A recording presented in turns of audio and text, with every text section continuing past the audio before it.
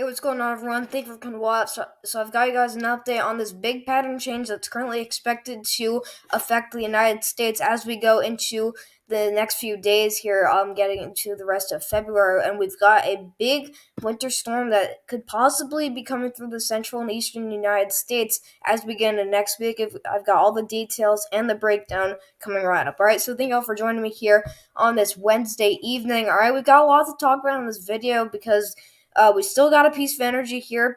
This is the leftovers from, if you want to put it that way, the leftovers from a major storm out west, and this is actually bringing some more weather or in general, like rainfall and some precipitation to some areas. So we're going to be talking about that as well as obviously that big winter storm coming up. All right, so taking a look here. Let me get this off your screen. But taking a look here at what we've got going on right now.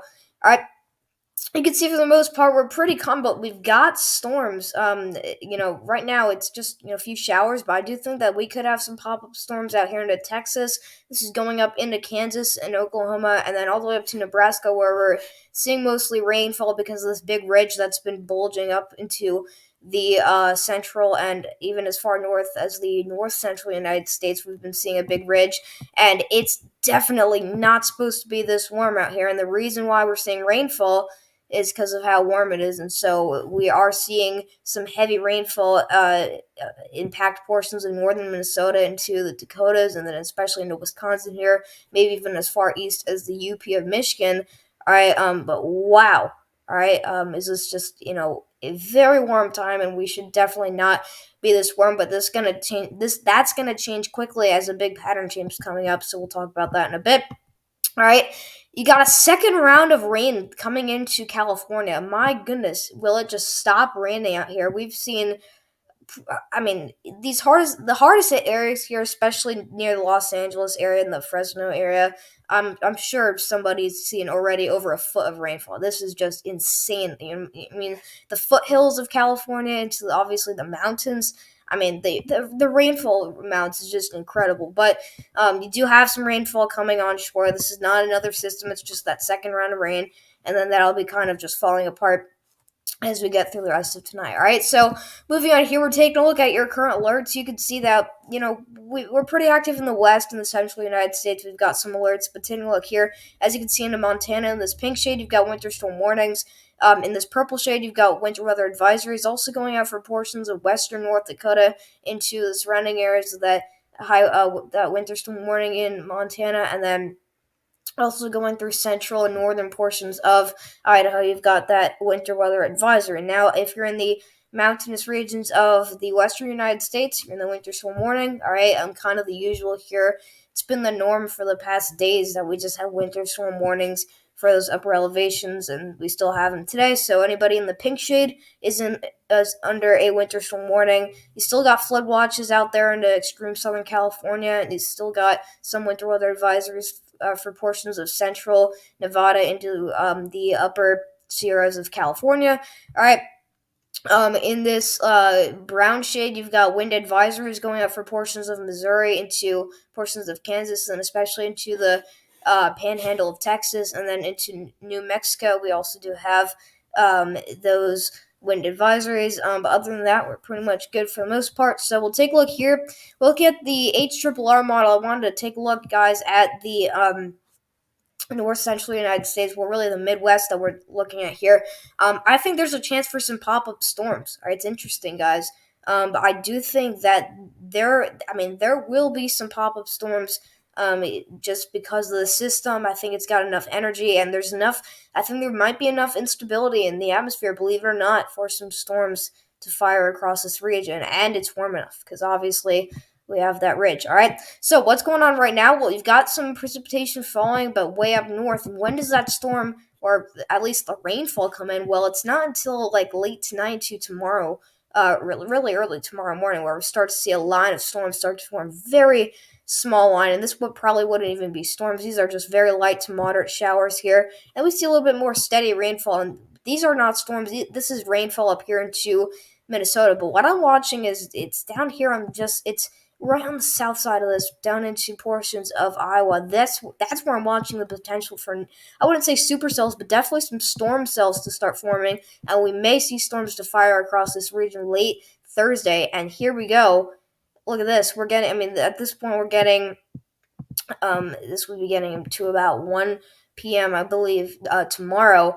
I mean, you've got storms that are trying to fire across portions of um, northern Missouri up into Iowa, and then maybe even as far north as southern Minnesota. But I mean, I think that just as long as we see the instability and as long as we can see enough Gulf moisture get this far north, it's possible. All right, it's very low threat because obviously in the wintertime you don't usually see a threat for severe weather, and in this case, you don't have it that high. But there is definitely a good chance that you could be dealing with that.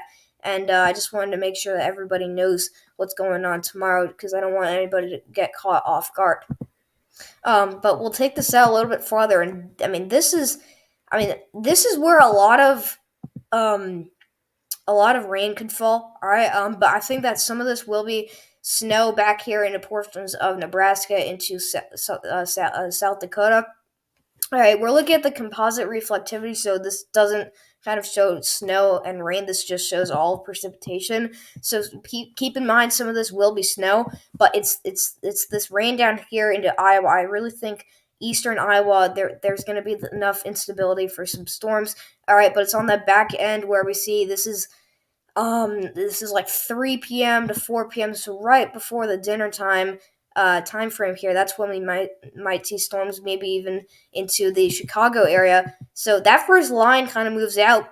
Threat for that is damaging wind gusts possible and some heavy rainfall. But then this is where the severe threat kind of ramps up. It's way back here. All right, this is the real severe threat. The first one is just some showers and some thunderstorms, but this is the real threat.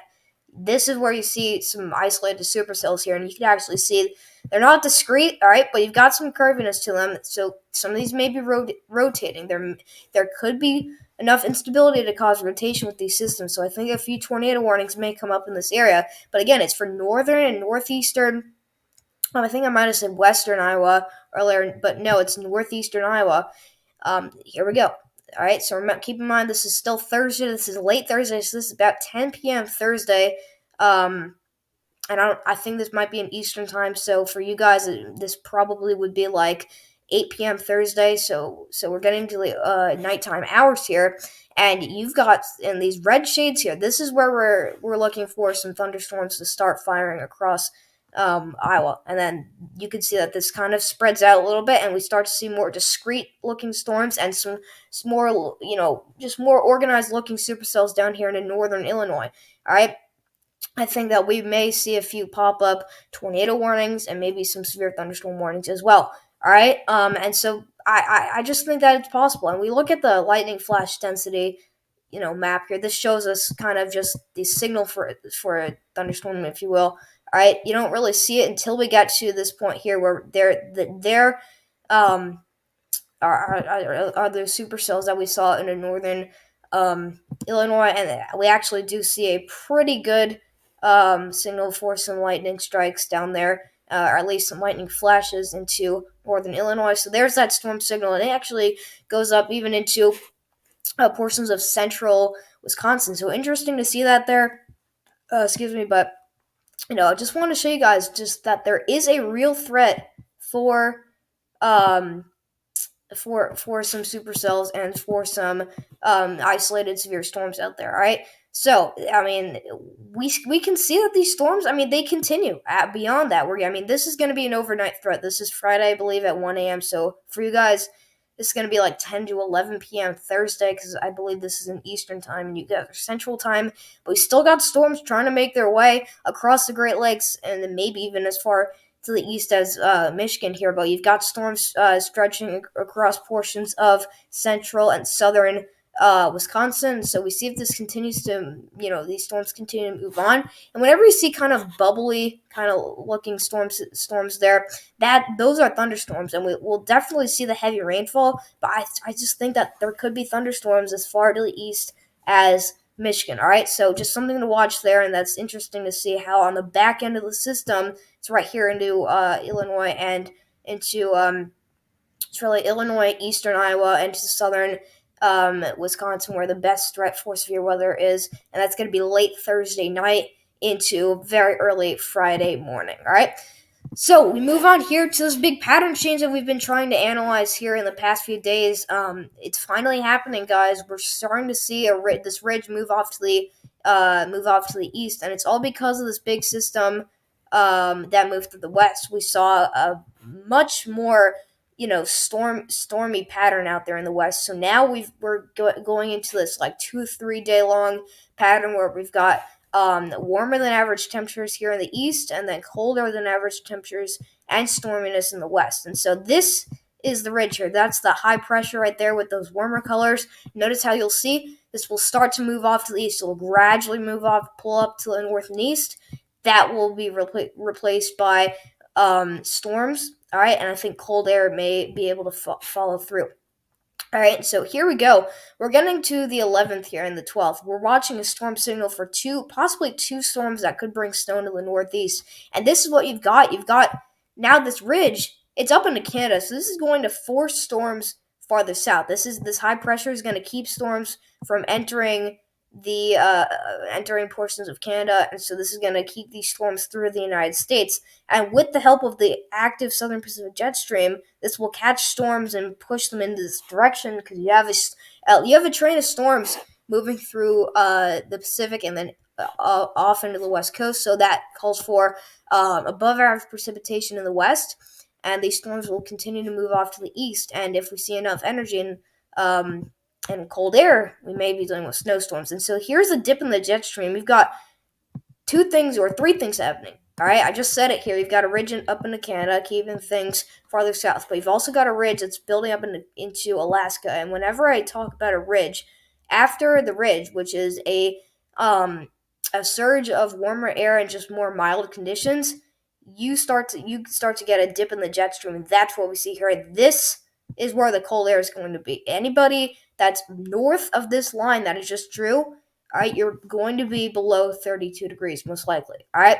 And so we can see a trough starting to dig through the northern United States. That's that storm signal. Notice how that slowly starts to deepen across the northeast. That's an excellent storm signal for potentially a snowstorm, and that really gets going just as it exits the northeastern United States. Now, what we'll see with this pattern is we'll see moderate a moderate ridge that will start to try and form there in the central or wherever portion of the United States. All right, but I don't think we're going to see any blockbuster ridge like what we saw, what we're dealing with right now. And it's just going to continue to be replaced by these shots of cold air and that storminess. You've got three big storms right now. You've got a storm that's at this point. You've got a storm that's coming towards the west coast. You got a storm that's moving through the southern United States.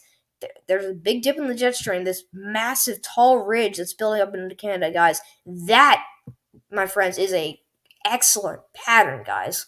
And just a setup for snowstorms because you've got a clear, all right, path for cold air just to dive down into the northern United States. This will allow for the polar vortex, which is our cold air source, to spill into the northern United States, and that's where you get snowstorms. And you've got a storm meeting up right with it. So this is pretty much perfect for a snowstorm, and I'll circle the area, but I honestly think that this is the area that we're going to see is going to be active, all right, for the second half of winter. Winter is not over, and just the threat for a snowstorm is massive, all right? But look at these storms that are coming out of the west. These are pretty big storms.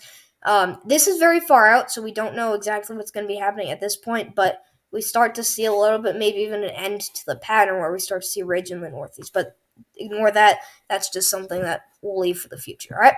So we look at our temperature anomalies. Now we've talked about where the ridging is going to be and where we could see troughing, which basically, once again, it shows you where drier conditions are and where storminess is. Now we look at the colder and the warmer. So here's that ridge. It's bringing warm air.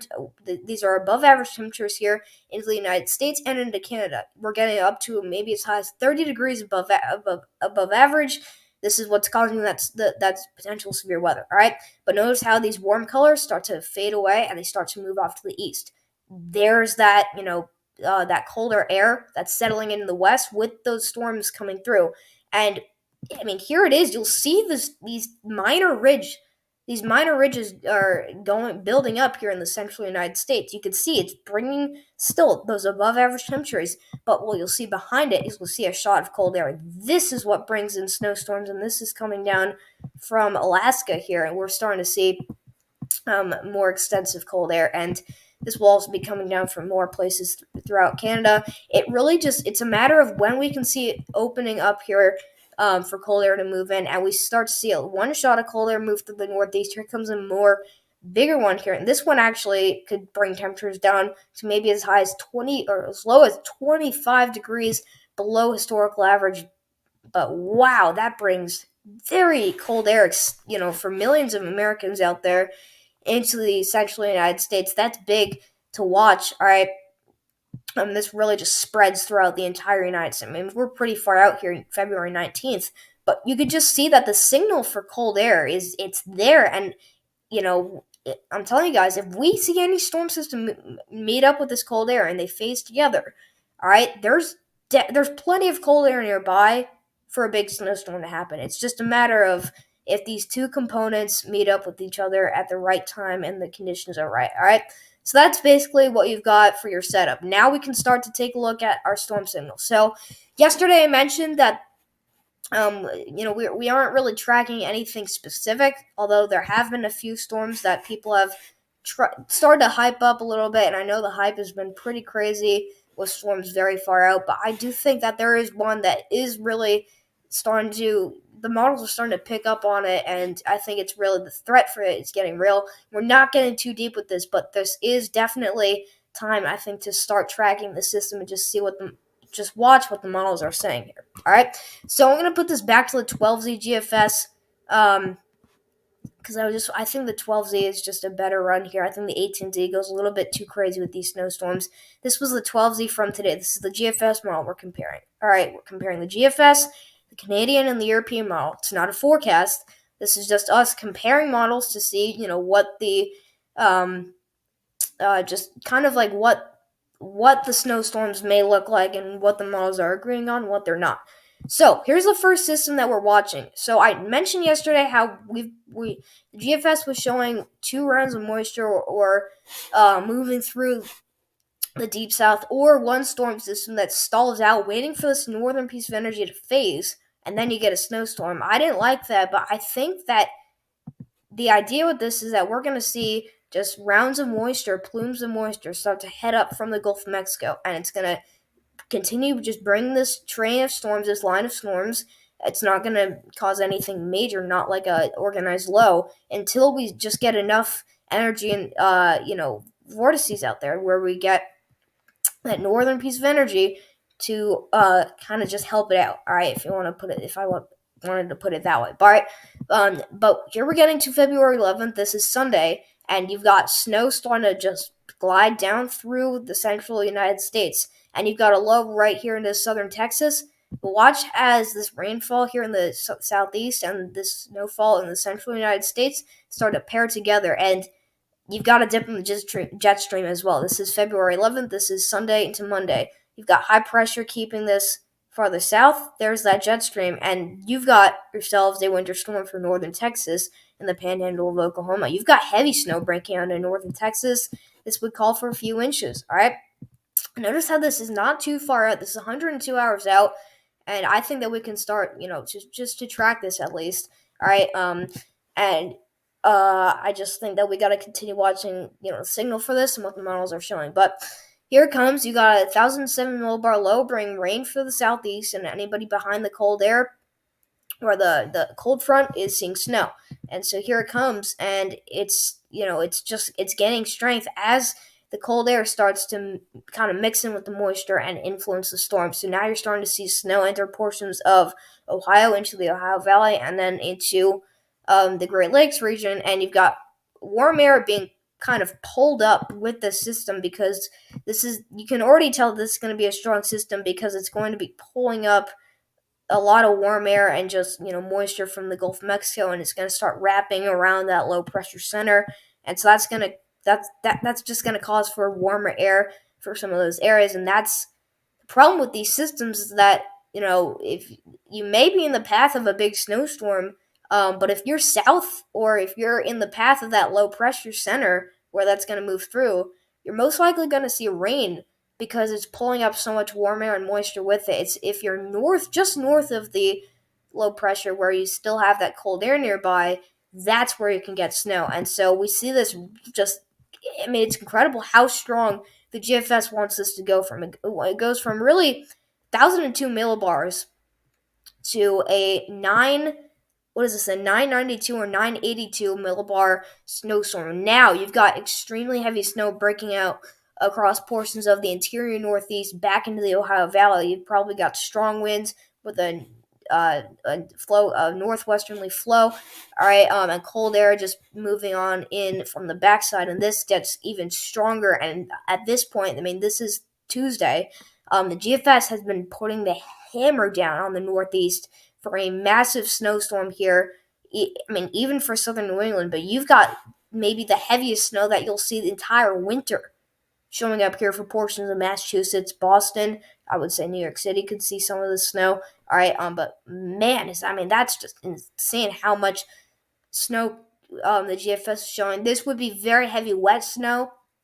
All right, and that low does ride through Long Island and southern New England, so those coastal regions stay all rainfall. But if you're just into the interior Northeast, I mean, with a pattern like, if with the storm setup like this, and if you see some a similar track like this, you're in line and you're set and ready for a big snowstorm. This would be Tuesday into Wednesday, but this continues to deepen, and you've got a 975 millibar low. That is insane how strong that gets. So you got a very strong system bringing extremely heavy snow for down east Maine, coastal regions of Maine, Boston. All right, and I mean, this is just bringing a lot of cold air down with it. This is a good setup for a pretty massive snowstorm. All right, but yeah, that's extensive, guys, and that starts to pull on out, and you've got some more northern stream energy starting to bring down some leftover energy from maybe even a clipper from the Great Lakes. All right, so that's your first system along the GFS, and we can see that I haven't. This is the 18Z that just came out, and there's the 18Z run. Still brings that same system. All right, same time frame. This brings it a little bit later, actually, into Wednesday, but it still brings a heck of a winter storm for PA into southern New York State, and if you wanted to look at the 6Z, well, I mean, I'll look at all the model runs, guys, of the past like 3 days, and all of them show the system. I'm not going to go into specifics. That was 12Z. There's a 6Z, guys. 6Z shows it. I mean, and they're showing it for the Northeast, but it's just we're not there yet to the point where we can really pinpoint the specific areas that are going to see the heaviest snow. But there it is.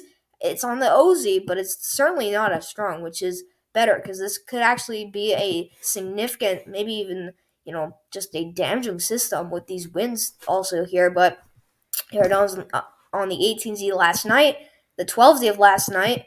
All right, and we have that signal there, but it's the GFS has really been starting to turn it on here, especially today, for this becoming a major snowstorm. All right, so that's the rest of the 18Z run, and we'll go back to the 12Z here. So that was that first system. That time frame for that is the February the 12th to February the 14th.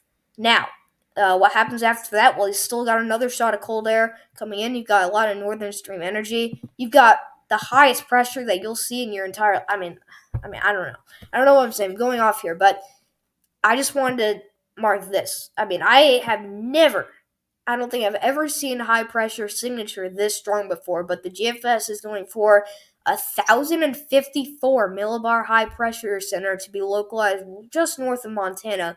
And if this were to play out, you would see some dangerous cold air. I mean, I would argue that this would bring life-threatening cold air back into the north central United States. But you've got yourself high pressure, which is drier conditions and colder conditions that's just dominating the northern United States. And you've got high pressure trying to keep the storm bogged farther south. So that's the setup for the second system. Watch this. The GFS, all right, it's not very reliable, but it's been picking up on a signal for this. It brings a low through Florida, but it brings a lot of cold air nearby. I mean, this is this is a lot of cold air, and this is enough to cause a lot of snow for areas that don't usually see it. So this is, you can say that this isn't a very reliable run. Remember, not a forecast, but you see snow starting to move into the mountains of Tennessee, North Carolina, Virginia, and Kentucky, and now you've got a substantial mid-Atlantic snowstorm, and that's a second hitter. So you've got two snowstorms in like a week and a half. All right, and you've just got a lot of cold air nearby. That's going to be the main topic, is the cold air. I mean, once you get a storm system meets up with cold air, with this amount of cold air nearby, you can have yourself a big snowstorm. But it's that first one that I really think could actually happen. All right, I think once we get to about Friday, we can start to get into specifics and maybe even a forecast. Because remember, this isn't that far out, about 150 hours out. So this is what is this, like 6 days out? All right, so this is less than a week out. So we can start to get a little bit more specific, but just to make sure everybody knows about that system. All right, I took a long time with the GFS model. Let's take a look at the European model. All right, so the GFS, we all know, sometimes just goes crazy and wanders off with these signals. We want to make sure that this is a real chance for a snowstorm, and we see if the European model catches up on this.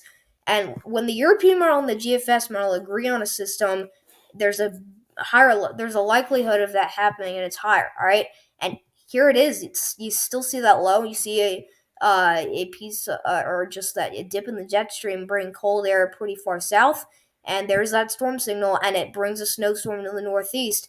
Not as strong, but there's that signal. It's a 985 millibar low, bring rain for the coastal regions and the interior northeast, getting packed with snow. All right, so that's interesting to see there. All right, does it catch up on that second system? Well, I think that the run would have to go out farther than this, but it does bring a low through the Gulf Coast. All right, so I just think that personally that the signal for that first system is a lot better than the second system. But if you go back to the OZ of last night here on the European model, and you can see it still shows that, and actually brings us through southern New England, and we actually see more of a stronger system this time here. All right, on the European, and that takes it down to a 975 millibar low before that moves out. All right, so yeah, that was comparing the GFS and the European model, and for heaven's sake, we'll take a look here at the Canadian model. The Canadian model is a good model to just add on to make us have a three model comparison here of this snowstorm, just model agreement here that we're trying to find here. And this is the 12Z Canadian. We do see that same system, and I just think that it's a good signal, guys. This is a great signal. When you see the three major models, the Canadian, the European, and the GFS, all showing a big snowstorm here for the northeastern United States and a very extensive dip in the jet stream, I just think that the model agreement's pretty good with this, and there's pretty real chance that we will deal with a major snowstorm in the northeast. Not a forecast, just saying there's a high threat for that. All right. But this brings more of a rainstorm for areas even farther inland, but you still get heavy snow for the far interior northeast, but areas farther north and then back into the Ohio Valley, we see that snow as well, and this starts to deepen as well. All the models, I want to keep in mind, all the models haven't really taken this down, this low pressure. They've really just been strengthening it, and they've just, really having this burn out over portions of the Northeast on the second half of this. So this would be like Tuesday into Wednesday of next week. They want it to undergo a very intense period of strengthening to the point where we could be dealing with a bomb cyclone. And, we just want to stay away from that thought for a while until we can finally start to get into a forecast with this. But just keep in mind that the models have been starting to agree on that. All right. But I mean, the Canadian model's been just insane with this. I mean, we'll take a look here.